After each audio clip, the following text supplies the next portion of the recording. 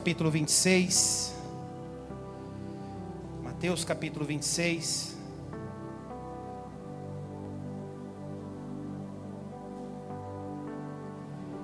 a partir do versículo 36, é uma passagem tão conhecida, irmãos, e o Senhor falou, fiquei tão feliz, o Senhor falou comigo de uma maneira tão especial essa semana, a respeito dessa passagem, que eu já li tantas vezes, que eu já estudei tantas vezes, mas Ele me levou hoje para uma nova direção, e eu tenho certeza que nós vamos ser abençoados aí. Mateus capítulo 36, e nós vamos ler do 36 ao 45. Todos acharam aí que achou? Diga amém. Se eu pudesse dar um título para essa mensagem, viu, Nicole, Daniele, Giovanni? Saindo melhor, ou terminando melhor, qualquer coisa nesse sentido aí. Amém? Mateus capítulo 26, a partir do versículo 36. Amém? Diz assim: em seguida foi Jesus com eles a um lugar chamado Getsêmani, e disse aos seus discípulos: assentai-vos enquanto eu vou ali orar. Irmãos, uma coisa que é interessante, nós precisamos, até com o que eu acabei de falar, com o que a Marisa acabou de falar, é interessante que em todas as passagens de Jesus, a gente vê a palavra, como era de costume, Jesus saía para orar. Como era de costume, Jesus compartilhava as escrituras. Como era de costume, Jesus saía para orar. Ou seja, era algo costumeiro na vida dele.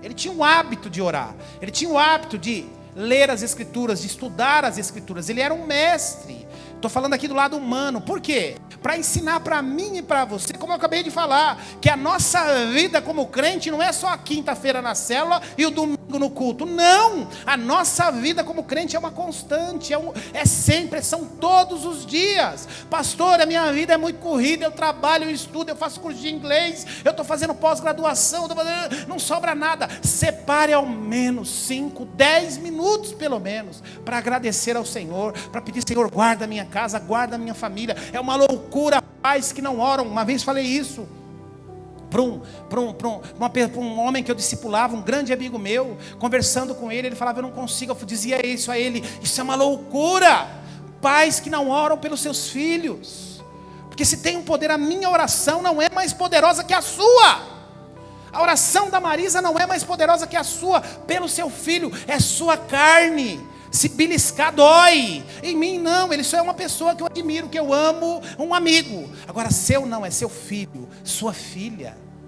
Então não terceirize, não terceirize a responsabilidade. E aqui Jesus, como sempre, como diz costume, saía para orar. Aí diz versículo 37: levando consigo Pedro e aos 2 filhos de Zebedeu, começou a entristecer-se e a angustiar-se. O texto está dizendo aqui, Jesus chama Pedro, Tiago e João para ir orar. Eles estão lá orando. E aí, irmãos, o que acontece? O que acontece? Diz o texto aqui, nós estamos falando aqui do lado humano de Cristo, para nos ensinar, porque Cristo passou por estas coisas, para que eu e você aprendêssemos também.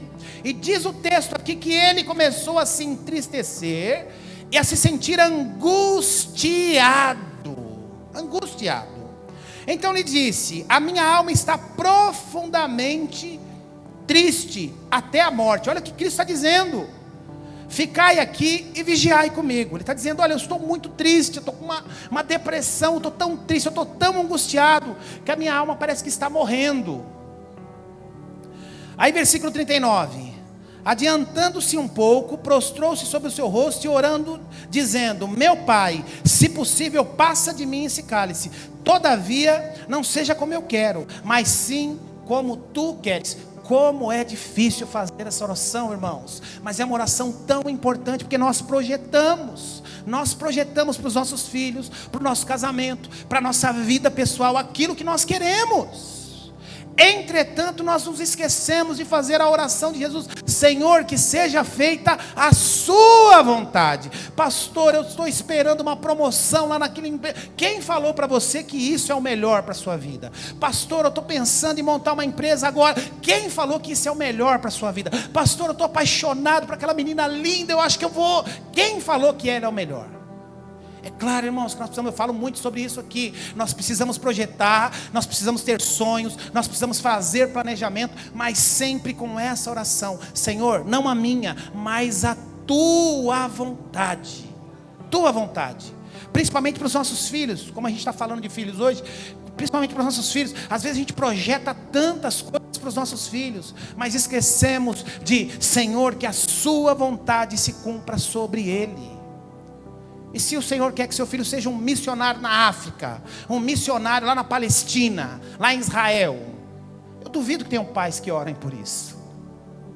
Mas Senhor, que seja feita a sua vontade. Não, pastor, eu sonho meu filho ser um presidente de uma empresa, eu sonho que meu filho seja um grande médico, um grande empresário. Há problema nisso? Claro que não, eu também sonho grandes coisas para as minhas filhas.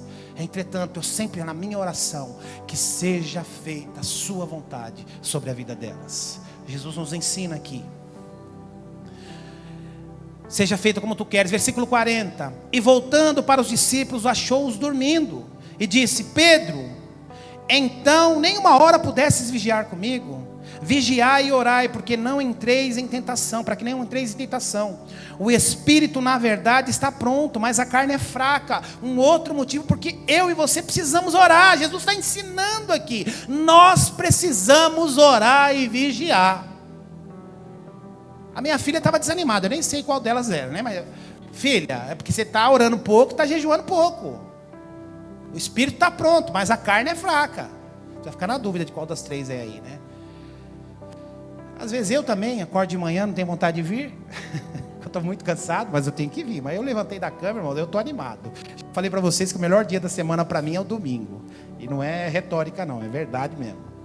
Então Jesus está ensinando aqui, olha, vigiem, orem, jejuem, porque a carne é fraca. Carne é fraca. Versículo 42. Tornando-se a retirar, orou de novo: meu pai, se não é possível passar de mim este cálice sem que eu beba, que seja feita a sua. Essa tem que ser a sua oração, meu irmão, minha irmã. Essa tem que ser a sua oração com relação à sua vida pessoal, aos seus negócios, ao seu casamento, aos seus filhos, principalmente, que seja feita a sua vontade. Versículo 43. E voltando, achou outra vez dormindo, porque os seus olhos estavam pesados. Deixando-os novamente, foi orar pela terceira vez, e repetindo as palavras. Irmãos, olha que coisa interessante. Eu tenho falado aqui ao longo dos anos, tem sido um tema recorrente aqui nesta igreja. Eu tenho falado a respeito de decisões. Nós decidimos o tempo todo. Você está aqui hoje porque você decidiu levantar da cama. Você estava cansado, você trabalhou a noite inteira, como a Marisa falou, ela só tem um sábado para levantar cedo. Todo mundo aqui, a grande maioria levanta cedo. A gente está cansado, mas você decidiu levantar da cama, colocar uma roupa e vir para o culto. Nós decidimos o tempo todo. Você decidiu a roupa que você colocou. Então nós decidimos o tempo todo. Agora, olha que coisa interessante, irmãos. O grande problema das nossas decisões, que elas não vão afetar só as nossas vidas. Se você é filho, as decisões que você toma hoje afetam os seus pais, os seus irmãos. Se vocês são pais, as decisões que vocês tomam hoje afetam e afetará muito a vida dos seus filhos. Então a gente precisa tomar muito cuidado com as decisões que nós tomamos. Porque hoje tem muito disso, né? Eu sou uma pessoa livre, eu vivo do jeito que eu quero. Nada. Para você viver do jeito que você quer, você magoa muitas pessoas. Você interfere na vida de muitas pessoas que estão próximas a você. Então a gente precisa tomar muito cuidado com isso. Para nós pais, a nossa felicidade, pelo menos para mim assim, é o processo natural, eu imagino que a grande maioria dos pais sejam assim, mas a felicidade dos pais, ela depende da felicidade dos filhos, ela é decorrente da felicidade dos filhos. Se os filhos estão bem, os pais estão bem. Se os filhos não estão bem, os pais também não estão bem. Eu acredito que todos os pais são assim. Então todas as nossas decisões, elas influenciam a vida das pessoas à nossa volta. Sabe, irmãos, Jesus estava prestes a ser preso, a ser humilhado, a ser crucificado, a ser moído na cruz. E ele sabia, por isso que o texto diz que ele estava angustiado. Por isso que o texto diz que estava uma tristeza, uma morte de alma, que ele estava sofrendo demais. Porque aqui é o lado humano de Jesus. E aqui ele está mostrando o seu lado humano, e nós estamos percebendo aqui que toda essa tristeza, todo esse sofrimento era em questão daquilo que ele iria sofrer. Mas por vezes ele fala: Senhor, que não seja feita a minha vontade, mas que a sua vontade seja feita sobre a minha vida. Então, a gente percebe aqui que ele sabia o que estava por vir. Entretanto, ele está dizendo: Senhor, sua vontade se cumpra sobre a minha vida. Que a sua vontade se cumpra sobre a minha vida. Olha o versículo 38, o que diz aí? O versículo 38 diz assim: então lhes disse: a minha alma está profundamente triste, até a morte. Olha que coisa forte. Ficai aqui e vigiai comigo. Olha que coisa interessante, irmãos. Ele chama os seus amigos mais próximos, para estarem com ele lá. Ele chama os seus amigos para estarem com ele. E ele chama: olha, eu estou angustiado, eu estou triste, eu sei que eu vou passar por algo muito difícil. Ele já havia alertado os discípulos que ele seria crucificado, que ele partiria, mas que ao terceiro dia ele ressuscitaria. Mas aquilo humanamente estava mexendo e tocando muito nele. Ele chama os seus amigos mais próximos para estarem com ele. E a Bíblia diz aqui que por mais de 2 vezes ele volta, angustiado, sofrendo. Os amigos estão dormindo. Sabe por quê, irmãos? Porque a dor de Jesus não atingiu aqueles amigos. A dor que Jesus estava sentindo, a tristeza, a angústia que Jesus estava sentindo, não tocou profundamente o coração. Eles eram amigos sinceros? Eram amigos sinceros. Eles eram amigos fiéis? Eram amigos fiéis. Eles eram companheiros de Jesus? Eram companheiros de Jesus. Entretanto, aquilo não tocou a alma deles como estava tocando a alma de Jesus, porque a dor era de Jesus. E sabe o que isso mostra para mim, irmãos? E eu quero falar aqui um pouco sobre maturidade. Sabe o que isso mostra para mim e para você? Que nem sempre nós teremos companheiros de aflições. Nem sempre, às vezes dentro da sua casa. Nem sempre as pessoas não são obrigadas a sentir as mesmas dores que você está sentindo. As pessoas não são obrigadas a passar pelo mesmo flagelo junto com você. Às vezes é um tratamento de Deus contigo.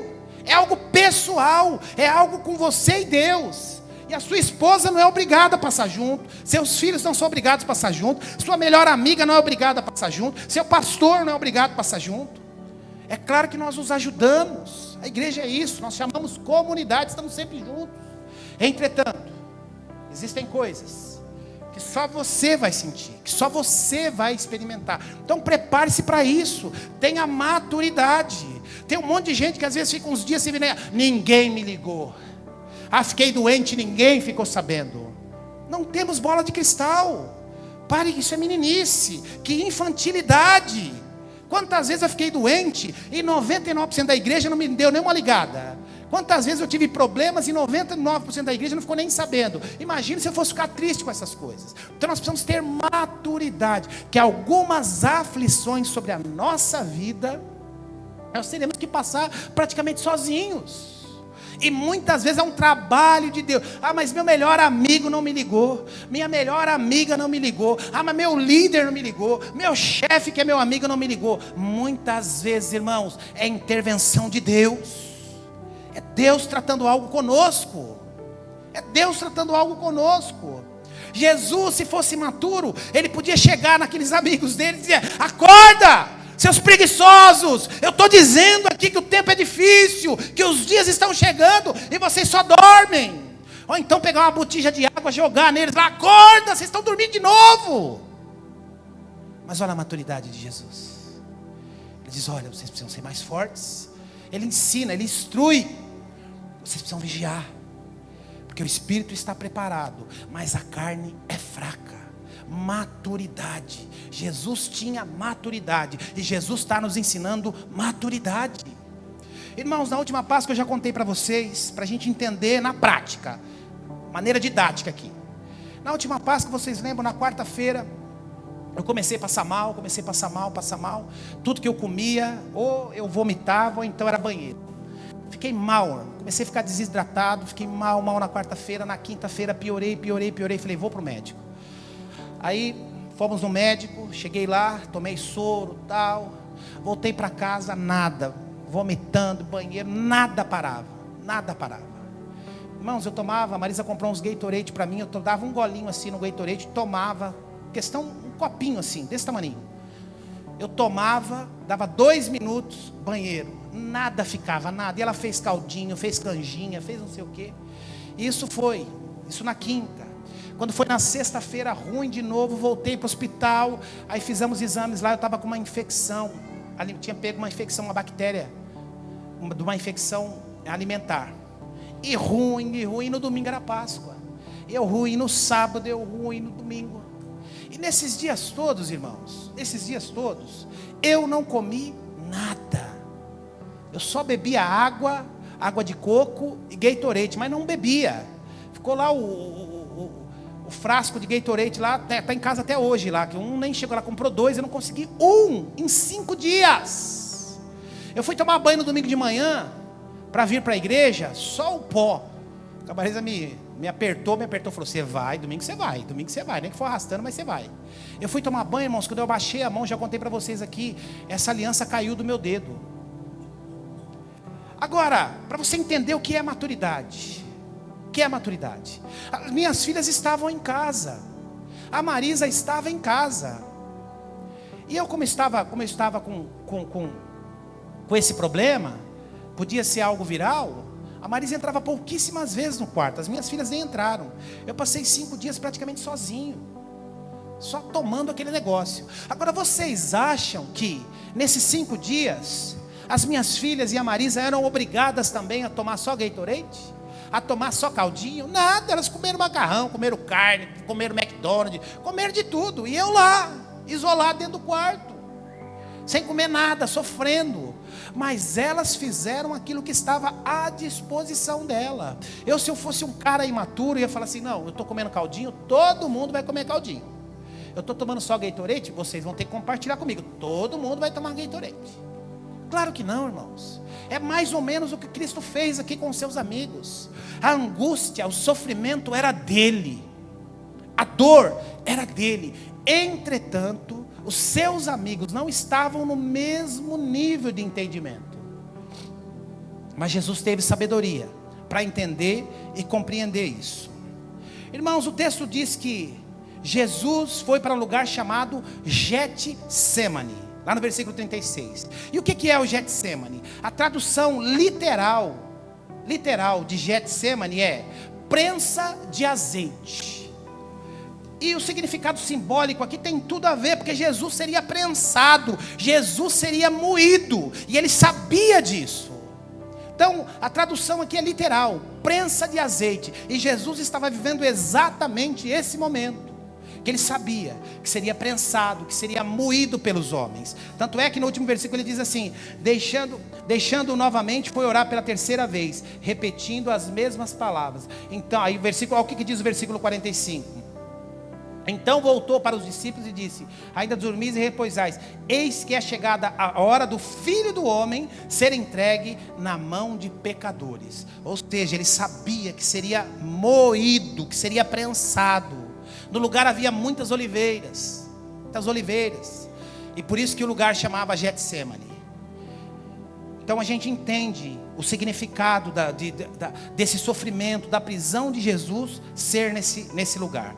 Agora, irmãos, a gente precisa entender que as oliveiras, as azeitonas, para aquele povo, ela tinha uma simbologia e tinha um significado muito grande. As azeitonas, o azeite para aquele povo, além de ser um produto de subsistência, eles viviam daquilo, era usado para muitas coisas. O azeite era usado para alimentação, o azeite era usado na unção, o azeite era usado no combustível das lamparinas, que a Marisa acabou de contar a história aqui, e o azeite era usado também até como remédio e como produtos de higiene. Então tinha muito valor o azeite. E para a gente entender um pouco o processo da moagem, Getsemane, ou seja, prensa de azeite. E Jesus estava vivendo exatamente isso. E como que era esse processo? As azeitonas, era um negócio muito rudimentar, nós estamos falando de 2000 anos atrás, mas eram prensas feitas com pedras. E olha só, irmãos, o processo do azeite, o processo das azeitonas, ele passava por 4 moagens, passava 4 vezes nessa moagem. A primeira moagem saiu o azeite mais puro. Esse azeite mais puro, ele era usado na unção, nos cerimoniais. Esse era o azeite mais puro. A segunda moagem era um azeite usado na alimentação, para fazer comida, para temperar salada, A terceira moagem, já na terceira moagem, saía um azeite mais grosso. Era um azeite que era usado como combustível. Eles colocavam nas lamparinas. Sabendo, óbvio, né? Naquele tempo não existia energia elétrica, nem gerador, nem nada. Então, a iluminação à noite era feita por lamparinas. Então, essa terceira moagem era feita, saía um óleo mais grosso, que eles usavam como combustível. E a quarta moagem, saiu meio que uma pasta das azeitonas. E nessa quarta moagem, eles usavam para fazer produtos de higiene pessoal, sabão, enfim, essas coisas. Então, a simbologia aqui é tão importante, irmãos, porque a azeitona passava por 4 vezes por aquela moagem.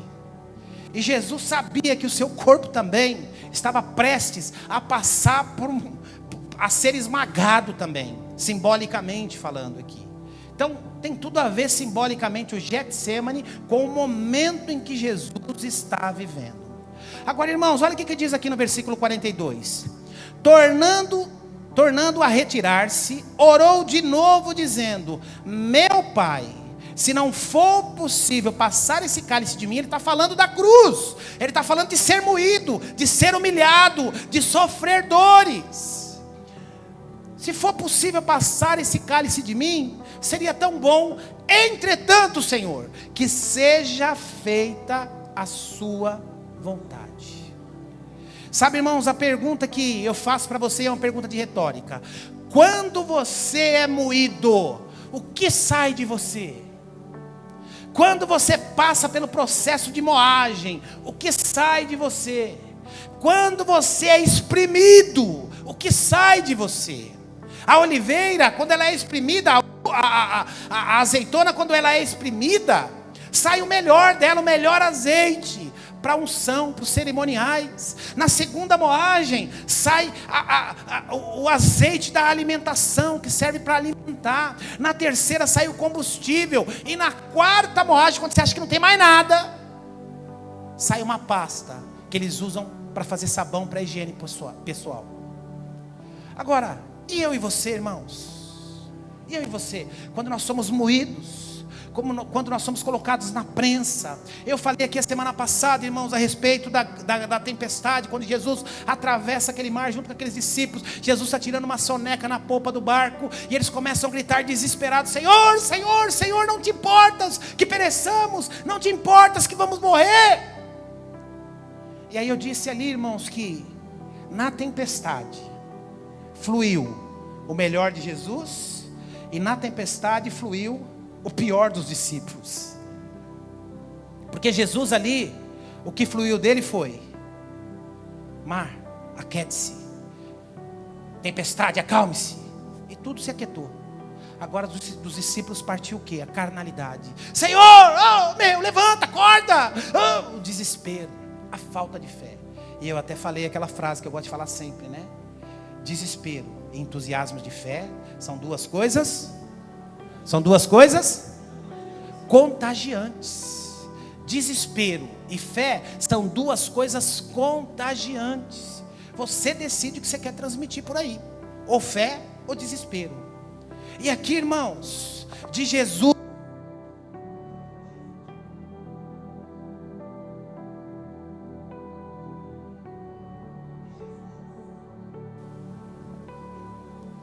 obrigado, já estava dando sinais já. De Jesus, na hora da prensa aqui, saiu o que tinha de melhor dele. O que tinha de melhor: Senhor, que não seja feita a minha vontade, mas que a sua vontade prevaleça sobre a minha vida. E aí a pergunta que fica para o meu e para o seu coração, irmãos: quando você é exprimido, quando você é desapontado, quando você é traído, quando você não é reconhecido, o que sai de você? O que sai de você? O que você expressa? O seu melhor ou o seu pior? A semana passada eu falei dos discípulos no meio da tempestade. Não saiu coisa muito boa, mas depois o Senhor tratou com eles. Aqui Jesus está sendo moído, Jesus está passando por angústia. Ele diz: olha, a minha alma tem uma tristeza de morte, estou entristecido. Entretanto, ele diz: Senhor, que não seja feita a minha vontade, mas que a sua vontade se cumpra sobre a minha vida. Seja feita a sua vontade. No versículo 39 dá para ver bem o que ele estava sentindo. Adiantando-se um pouco, prostrou-se sobre o seu rosto e orando disse: meu Pai, se possível, afaste de mim esse cálice, todavia que não seja como eu quero, mas como o Senhor quer. De Jesus saiu o melhor. Sabe o que isso nos ensina, irmãos? Que Jesus, em toda a sua humanidade, ele era dependente do Pai. Ele sempre fala: Pai, Pai, Pai, eu estou sofrendo, mas Pai, Pai, Pai. É a dependência que eu e você precisamos ter. A dependência que eu e você precisamos ter. A gente precisa entender. Você precisa olhar para si mesmo e dizer: eu já tentei do meu jeito, eu já tentei com o meu braço, eu já tentei com o meu intelecto, eu já tentei de todos os jeitos do meu jeito. Agora é hora de eu depender do Pai. O grande problema é que a gente sempre tenta resolver do nosso jeito, da nossa maneira. E Cristo sabia que o melhor para a vida dele era o que o Pai tinha para oferecer. Sabe, irmãos, ele pede ajuda do Pai. Primeiro ele pede ajuda dos amigos. É bom termos amigos, e muitas vezes os amigos não estarão. Acabei de citar meu exemplo dentro de casa. Muitas vezes os amigos, as pessoas não estarão naquela mesma sintonia da sua dor.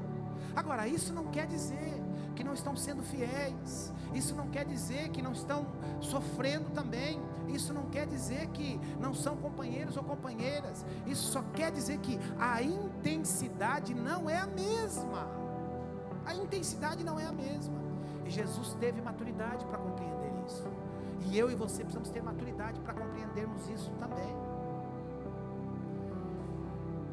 Sabe, irmãos, além de pedir ajuda para os amigos, ele pede ajuda para o Pai, porque ele sabe que a ajuda do Pai não seria decepcionante, que a ajuda do Pai não seria uma ajuda que não resolveria o problema. Ele sabe: Senhor, se o Senhor puder afastar de mim esse cálice, afaste essa situação, entretanto que a sua vontade se cumpra sobre a minha vida. Que coisa linda, irmãos, que coisa linda. A nossa oração precisa ser essa. A sua oração precisa ser essa: Senhor, não a minha vontade, mas que a sua vontade se cumpra sobre a vida, sobre a minha vida, sobre a vida dos meus filhos, sobre o meu casamento, sobre qualquer área da minha vida, sobre qualquer área da minha vida. Sabe, falta maturidade. Muitas vezes nos falta maturidade. Aquela pergunta que vem sempre ao coração: será que Deus não está vendo o que eu estou passando? Já ouvi vários irmãos e irmãs compartilhando: pastor, Deus não está vendo o que eu estou passando. Onde está Deus numa hora dessa? Na hora do desespero, né? Sabe, irmãos, para Cristo aquele lugar era um lugar de oração, era um lugar de interceder para o Pai. Para os discípulos era um lugar de um bom cochilo. Às vezes assim. Para Cristo era um lugar de oração, de intercessão pelo Pai. Para os discípulos era um lugar de cochilo. O que isso nos ensina? Que se Cristo fosse rancoroso, ele ia repreender aqueles homens. Ele ia repreender, ele podia dizer: olha, eu estou sendo prensado, eu estou moído, eu estou angustiado aqui, vocês estão aí dormindo. Mais de 2 vezes Cristo volta e eles estão dormindo. Agora, irmãos, sabe o que a gente precisa aprender? O que a gente precisa aprender é que ainda que os nossos olhos não compreendam, ainda que a gente ache que está tudo perdido, ainda que a gente ache que Jesus não está atento para a nossa necessidade, para o nosso sofrimento, a gente entende e compreende que Ele está no controle de todas as coisas. Eu sempre digo isso: ou eu creio nisso, ou eu tenho esperança nisso, irmãos, ou então a gente está perdido. A gente está perdido. A Bíblia fala que Pedro havia traído Jesus. Pedro, depois de ter caminhado 3 anos e meio com Jesus, depois de caminhar próximo, bem próximo a Jesus, ser amigo íntimo de Jesus, quando ele está na beira daquela fogueira, ele olha, você é galileu, você andava com Jesus. Na mesma hora, não, eu não. Depois ele é questionado pela segunda vez, e ele diz, não, eu não. Depois pela terceira vez, ele fala, não, com medo de morrer. E aí ele sai dali envergonhado, o galo canta, e cumpre-se aquilo que Jesus havia dito, o galo canta. Só que, irmãos, a Bíblia fala que depois que Jesus ressuscita, ele ficou por 40 dias aqui, por 40 dias, e Jesus fez questão de quando chegou, onde está Pedro? Onde está Pedro? Onde está Pedro? Até que ele encontra com Pedro, e ele faz aquela pergunta, né? Pedro, tu me amas? Sim, apacenta as minhas ovelhas. Pedro, tu me amas? Sim, Senhor, tu sabes que te amo. Apacenta as minhas ovelhas. Pedro, tu me amas? Sim, Senhor, o Senhor sabe, qual é a dúvida? Apacenta as minhas ovelhas. Eu não vou entrar aqui já preguei sobre isso, os 3 amares aqui, amar, qual o significado, mas só para a gente entender, irmãos, esse é o mesmo Pedro, que o Senhor por mais de 2 vezes, na hora de maior angústia da sua vida, o Senhor o pegou dormindo. Esse é o mesmo Pedro que dizia, Senhor, eu morrerei por ti, e o Senhor diz, antes que o galho cante, você me trairá 3 vezes. E aí, irmãos, o Senhor faz questão de quando está aqui, depois que ressuscita, conversar com Pedro, dizendo assim para Pedro, Pedro, você é importante, eu conto com você para apacentar as minhas ovelhas, eu conto com você para fazer o que tem que ser feito. E a partir dali, irmãos, Pedro vira o que virou. A partir dali, Pedro vira o que virou. Por quê? Porque não houve rancor, não houve amargura. Jesus teve maturidade para lidar com as fraquezas de Pedro, para lidar com as fraquezas de Tiago, e para lidar com as fraquezas de todos. É assim que nós devemos nos comportar, irmãos. Em primeiro lugar, quando formos moídos, quando a gente for moído, quando passarmos por uma tribulação, por uma necessidade, fui moído, saí melhor. A azeitona, quando é moída, sai o melhor dela. Jesus, quando foi moído, saiu o melhor dele. Em segundo lugar, termos maturidade para lidar com as coisas da vida, e principalmente com as coisas da vida espiritual, porque às vezes também a gente exige muita coisa dentro da igreja que não exige em casa. Na igreja tem fofoqueiro, na sua família tem fofoqueiro também, na sua casa tem fofoqueiro também. Na igreja tem uns caloteiros lá, na sua casa tem caloteiro também, na sua família tem caloteiro também. Mas na igreja lá tem uns tipos estranhos lá, hein? Na sua família também tem. E a gente exige, irmãos, a gente quer uma igreja perfeita. Sabe quando nós vamos ter uma igreja perfeita? Quando nós partimos para a glória com Jesus. Então tenhamos maturidade para lidar com as coisas, e principalmente para lidar com as coisas espirituais. Olha a maturidade de Jesus. No pior momento da sua vida, no pior momento de angústia, sua alma querendo morrer, ele vai até os seus companheiros, e por mais de 2 vezes os companheiros estão dormindo. Ele podia dizer, me abandonaram, esse cachorro cafajeste, como é que eu fui confiar numas pragas dessa? Podia ter esse tipo, talvez seria o meu e o seu comportamento. Entretanto, ele não teve essa atitude. Pedro, tu me amas? Apacenta minhas ovelhas. Pedro, tu me amas? Claro que eu amo, Senhor. Apacenta minhas ovelhas. Pedro, tu me amas? Senhor, claro. Apacenta as minhas ovelhas. Ele está dizendo assim, Pedro, não importa os seus erros, não importa as suas falhas, eu conto contigo. Eu sinto que você é um homem transformado. Então, irmãos, a reflexão que eu quero deixar para cada um de vocês hoje é exatamente isso. Não desistam de ninguém.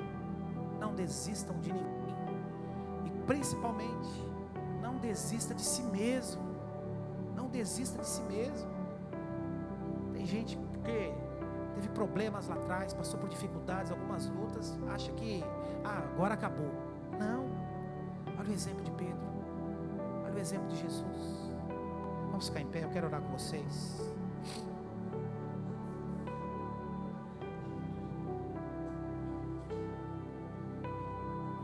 Feche seus olhos.